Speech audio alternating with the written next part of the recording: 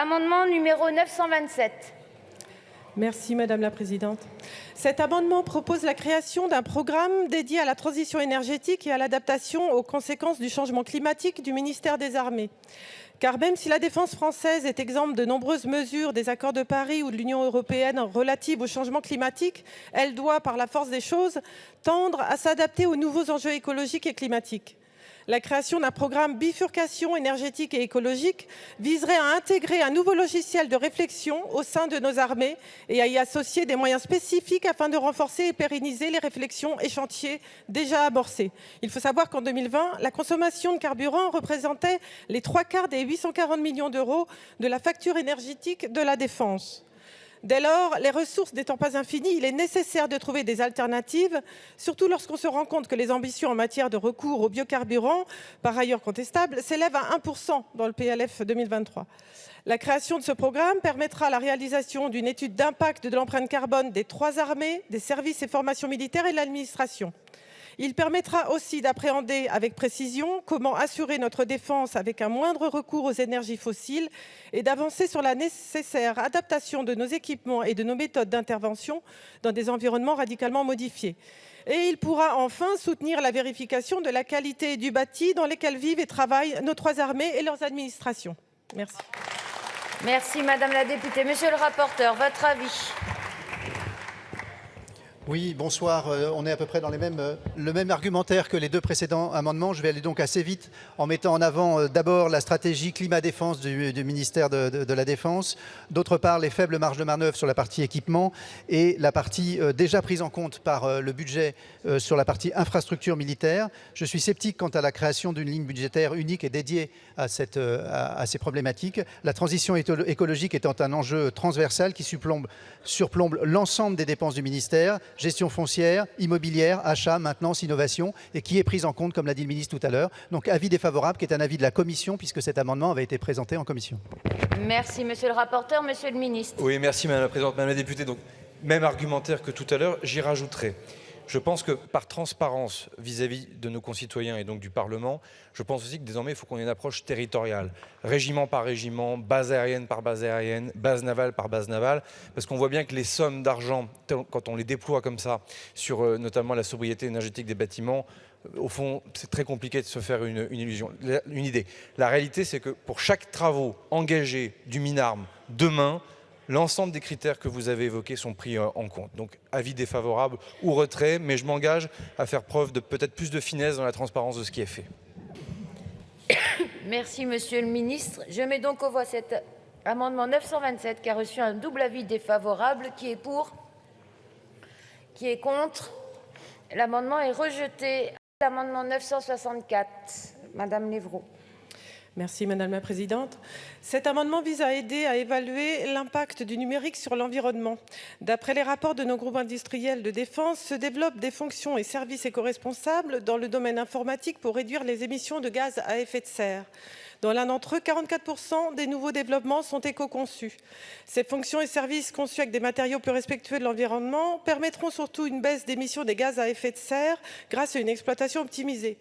Bien sûr, avoir pour seul prisme les émissions de CO2 n'est pas suffisant pour comprendre l'impact énergétique de ces innovations, mais toute amélioration, même minime, est indispensable à condition que l'on puisse poursuivre un processus d'amélioration continue. Il convient tout de même d'évoquer le désastre environnemental lié à la gestion des stocks de données. Les data centers aspirent environ 3% de l'électricité produite au niveau mondial. Pour vous donner une idée, en 2020, leur consommation était de 650 TWh, soit plus que la consommation française. Au regard de la croissance des besoins en stockage, ce chiffre pourrait être multiplié par 5 d'ici 2030. Nous évoquons ici seulement la consommation d'électricité, mais nous pourrions appuyer sur les besoins en eau pour refroidir ces data centers. Par conséquent, les indicateurs que nous proposons à travers cet amendement visent dans un premier temps à mesurer la part d'investissement de l'État dans ces nouveaux systèmes numériques dits écologiques. Dans un second temps, ils pourront permettre d'évaluer la durée de stockage ainsi que l'exploitation réelle faite des données les plus anciennes, toujours en stock. Enfin, le souhait d'introduire ces indicateurs dans le numérique permet d'acquérir des compétences et des savoirs utiles lorsque nous appliquerons ces mêmes moyens informatiques éco-responsables à des domaines plus sensibles comme les systèmes d'armement. Merci Madame la députée. Monsieur le rapporteur. Oui, comme pour les amendements 968 et 969, je ne pense pas qu'il s'agit d'une priorité pour nos armées ni de leur cœur de métier. Donc je suis défavorable à ces indicateurs. Avis personnel, la commission n'ayant pas examiné l'amendement. Et monsieur le rapporteur? Favorable, Madame la Présidente. Défavorable, monsieur le ministre. Je mets donc aux voix l'amendement 964 qui a reçu un double avis défavorable. Qui est pour? Qui est contre? L'amendement est rejeté. L'amendement 970, Madame Lévrault. Merci Madame la Présidente. Cet amendement vise à renforcer la performance énergétique pour les infrastructures non opérationnelles à travers l'ajout d'un nouvel objectif au programme 212. Dès lors, pour évaluer cet objectif, nous proposons la création d'un indicateur consacré à la performance énergétique des logements, dont la répartition serait détaillée par classe énergétique. De même, nous proposons la création d'un indicateur relatif à la performance énergétique des infrastructures hors logement. Cette volonté de créer ce nouvel objectif répond à l'urgence énergétique et écologique que nous devons affronter. En effet, d'après l'ADEME, la rénovation énergétique du bâti est l'une des clés de voûte pour limiter notre consommation d'énergie et par conséquent nos émissions de carbone. Bénéfique pour l'environnement, c'est aussi un impératif social. L'augmentation des prix de l'énergie nous montre que disposer des bâtiments performants énergétiquement est synonyme d'économie dans un premier temps, mais influe aussi sur la bonne santé de ses occupants. Qui plus est, le contexte géopolitique actuel nous montre la nécessité de consommer moins d'énergie pour assurer notre souveraineté énergétique. Le but de cet amendement est de renforcer les performances énergétiques des infrastructures non opérationnelles et répond aux multiples défis actuels, économiques, sociaux et environnementaux. Merci Madame la députée. Monsieur le rapporteur, votre avis? Oui, la création de cet indicateur ne me paraît pas essentielle. Nous savons malheureusement que les infrastructures se trouvent dans un état très dégradé et qu'il s'agit de véritables passoires thermiques.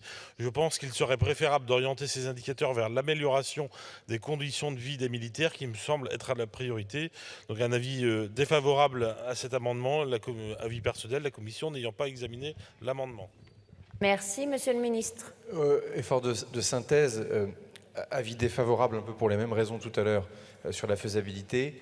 Néanmoins, je pense que programme par programme bâtimentaire ou immobilier, que la finalité soit militaire ou civile dans une emprise militaire, l'hébergement, c'est l'objet de l'amendement, je pense qu'effectivement, il faut qu'on soit bien meilleur en termes, non pas de communication, mais de transparence pour que vous arriviez collectivement et nos concitoyens avec nous à comprendre ce qui est fait. Donc plutôt que des indicateurs un peu technique, pour ne pas dire un peu techno, dans les documents budgétaires. Je pense qu'il y a une mission de grande transparence à donner.